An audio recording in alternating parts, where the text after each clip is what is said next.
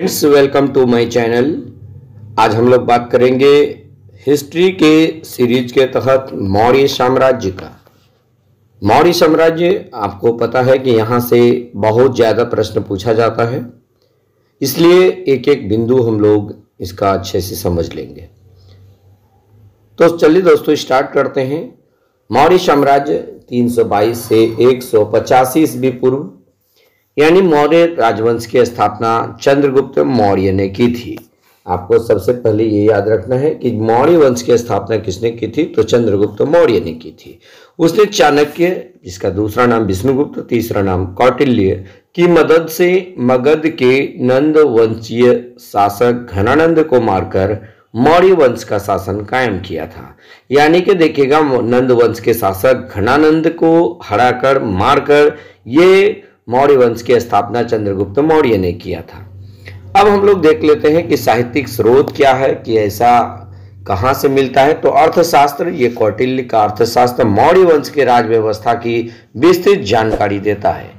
ये कई बार ये क्वेश्चन पूछा गया है कि कौटिल्य का अर्थशास्त्र किस विषय पर जानकारी देता है, तो राज व्यवस्था पर, पॉलिटिकल जानकारी देता है, राज व्यवस्था की विस्तृत जानकारी देता है कौटिल्य का अर्थशास्त्र। और यह 15 अधिकरणों में विभाजित है। ये कितने अधिकरणों में विभाजित है, तो 15 अधिकरणों में विभाजित है तथा इसमें राज्य के 7 अंगों का वर्णन है। राज्य के कितने अंगों का वर्णन है, 7 जो है अंगों का वर्णन है। और स्वामी, अमात्य, मित्र, सेना, कोष, दुर्ग एवं जनपद, ये 7 जो है अंग है। और इस ग्रंथ की तुलना मैकियावेली के प्रिंस से की जाती है। यानी कि देखिएगा, कौटिल्य के अर्थशास्त्र की रचना जो है मैकियावेली का जो प्रिंस बुक है उसी से इसकी तुलना की जाती है। अर्थशास्त्र मुख्यतः सूत्र के गद्य रूप यानी संस्कृत में है। अब हम लोग बात कर लेते हैं मुद्रा राक्षस। मुद्रा राक्षस यानी कि इसके लेखक जो है विशाखदत्त, यानी कि विशाखदत्त कृत मुद्रा राक्षस नंद वंश के पतन तथा मौर्य वंश के उत्थान के बारे में जानकारी देता है। आपको ये क्वेश्चन बार बार पूछा जाता है कि मुद्रा राक्षस के लेखक कौन है, तो विशाखदत्त है। इसमें नंद वंश के पतन के बारे में और मौर्य वंश के उत्थान के बारे में जानकारी मिलती है इससे। और इंडिका देखिएगा, मेगास्थनीज की इंडिका मौर्य काल के प्रशासन, समाज और अर्थव्यवस्था पर प्रकाश डालता है। ये आप याद रखिएगा, पूछता है इंडिका किसकी रचना है, तो मेगास्थनीज की रचना है। उसके बाद देखिए जस्टिन, यूनानी लेखक जस्टिन के अनुसार चंद्रगुप्त ने पूरे भारत पर विजय प्राप्त की थी। यानी कि देखिएगा, यूनानी लेखक का नाम क्या था, जस्टिन। वो कहते हैं कि चंद्रगुप्त मौर्य ने पूरे भारत पर विजय प्राप्त की थी। दीप वंश एवं महावंश, ये सिंगली साहित्य है। इसके अनुसार अशोक ने बौद्ध धर्म का प्रचार प्रसार श्रीलंका में किया था। यानी कि देखिएगा कि बौद्ध धर्म का प्रचार प्रसार श्रीलंका में किसने किया था, अशोक ने किया था, संघमित्रा और महेंद्र को भेजकर। और तो इसमें दीपवंश और महावंश के अनुसार ऐसा कहा जाता है, और ये सिंगली साहित्य है दीपवंश और महावंश। इसका शॉर्ट नोट्स आप जरूर तैयार कीजिएगा। देखिएगा, जूनागढ़ अभिलेख के बारे में कई बार परीक्षा में पूछा है। रुद्रदामन के जूनागढ़ अभिलेख में, ये संस्कृत का अभिलेख है, चंद्रगुप्त के नाम का उल्लेख किया गया है। रुद्रदामन के जूनागढ़ अभिलेख में चंद्रगुप्त के नाम का वर्णन है। इसमें मौर्य काल में निर्मित सुदर्शन झील की जानकारी मिलती है। यानी सुदर्शन झील की जानकारी भी रुद्रदामन के जूनागढ़ अभिलेख से मिलती है। इस झील का निर्माण चंद्रगुप्त मौर्य के शासनकाल में पुष्यगुप्त वैश्य ने या पुष्यगुप्त शुंग ने गुजरात के सौराष्ट्र प्रांत में सिंचाई व्यवस्था के लिए करवाया गया था। ये आप अति महत्वपूर्ण है, याद रख लीजिएगा।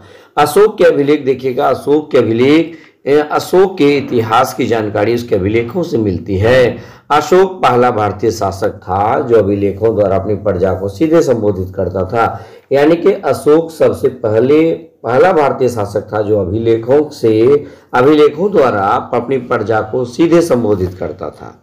अब ये अशोक के अभिलेख यदि देखिएगा तो ये कितने प्रकार, दीर्घ शिलालेख, लघु शिलालेख, पृथक शिलालेख, दीर्घ स्तंभ लेख और लघु स्तंभ लेख के 5 प्रकार के ये अभिलेख उनका होता था। इनका तो अशोक का। अब हम लोग देख लेते हैं आगे। अशोक के अभिलेख ब्राह्मी, खरोष्टी, अरमाइक एवं ग्रीक लिपियों में, है ना, ग्रीक लिपियों में मिलते हैं। अशोक के अभिलेख कौन कौन से भाषा में, ब्राह्मी, खरोष्टी, अरमाइक और ग्रीक लिपियों में मिलते हैं। ब्राह्मी लिपि बाएं से दाएं लिखी जाती थी, जबकि खरोष्टी दाएं से बाएं। ये उर्दू की तरह, यानी कि बहुत बार ये बीपीएससी के एग्जाम में ही पूछा है कि कौन सी जो लिपि थी जो दाएं से बाएं लिखी जाती थी, तो खरोष्टी इसका राइट आंसर होगा। अशोक के सर्वाधिक अभिलेख प्राकृत भाषा में है। अशोक के सबसे अधिक अभिलेख किस भाषा में है? प्राकृत भाषा में है। अशोक के अभिलेखों में उत्कीर्ण ब्राह्मी लिपि को सर्वप्रथम जेम्स प्रिंसेप ने 1837 ईस्वी में पढ़ा था, यानी कि अशोक के अभिलेख को पढ़ने का श्रेय जेम्स प्रिंसेप को है। ये 1837 में पढ़ा था। जितना भी क्लर्कल एग्जाम है उसमें एक ही लाइन वाला वन लाइनर क्वेश्चन पूछा जाता है, इसलिए याद रखिएगा कि अशोक के अभिलेखों को सबसे पहले किसने पढ़ा था? तो जेम्स प्रिंसेप ने 1837 ईस्वी में। भाब्रू अभिलेख में अशोक ने स्वयं को सम्राट कहा है। भाब्रू अभिलेख में अशोक ने स्वयं को क्या कहा है? सम्राट कहा है। ये भी आप याद रख लीजिएगा। अशोक के शिलालेख और उनके विषय। अब हम लोग यहाँ पर बात कर लेते हैं कि अशोक के शिलालेख और उसके विषय। पहला शिलालेख ये पशुवध निषेध के बारे में है। दूसरा शिलालेख विदेशों में धम्म प्रचार एवं मनुष्य एवं पशु चिकित्सा का उल्लेख है। तीसरा शिलालेख में राज्यों एवं युक्त की नियुक्ति एवं अधिकारियों को हर 5 वर्ष पर राज्य भ्रमण करने का आग्रह। उसके बाद चौथा शिलालेख है धम्म घोष का बेरी घोष के स्थान पर प्रतिपादन। पांचवा शिलालेख धम्म महामात्राओं की नियुक्ति। आप इसे जरूर नोट कर लीजिएगा। उसके बाद छठा शिलालेख, इसमें जन मामलों को निपटाने के लिए प्रशासनिक सुधारों का उल्लेख है। उसके बाद सातवां अभिलेख जो है अशोक सभी धार्मिक मतों के प्रति निष्पक्षता रखेगा। ये सातवां अभिलेख में इसका जिक्र है।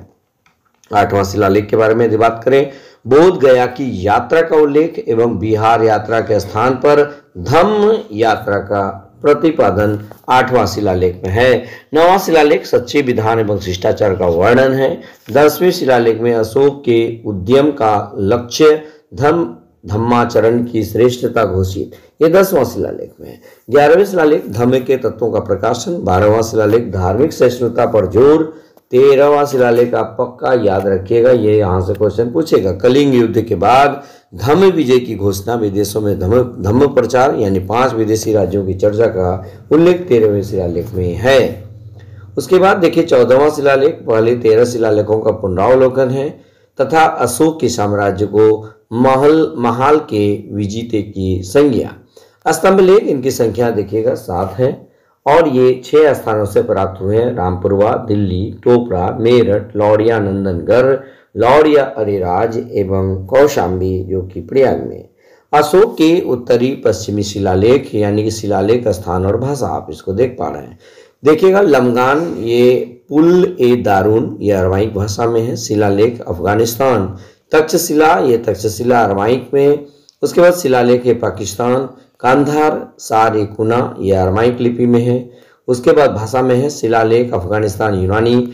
अशोक के लघु शिलालेख, यानी कि ये कहाँ से प्राप्त हुआ है? मध्य प्रदेश, रूपनाथपुर, गुर्जरा, बुधनी सीहोर, उत्तर प्रदेश, अहोरावड़ा, ये मिर्जापुर, राजस्थान, ये बैराठ भाबरू, ये जयपुर के अंदर है। कर्नाटक ब्रह्मगिरी, सिद्धपुर, पालकीगुर, जटिंग, रामेश्वरम, गोबी मठ, सन्नति, मास्की। आंध्र प्रदेश में है एर्रागुरी और रजुल मंडागिरी। बिहार में सासाराम, चंदन वीर पहाड़ी। तो इस प्रकार जो है ये अशोक के शिलालेखों के बारे में हम लोग देख लिए। अब नेक्स्ट वीडियो में आप देखिएगा मौर्यों की उत्पत्ति, यानी मौर्यों की उत्पत्ति कैसे हुई, इसके बारे में आप अगले वीडियो में देखना बिल्कुल न भूलें। अगर हमारा ये वीडियो, हमारा ये हिस्ट्री का सीरीज आपके लिए यदि यूजफुल हो, आपके लिए जरा सा भी फायदेमंद हो, तो लाइक, शेयर और कमेंट जरूर कीजिएगा। तो दोस्तों बस आज के वीडियो में इतना ही। धन्यवाद।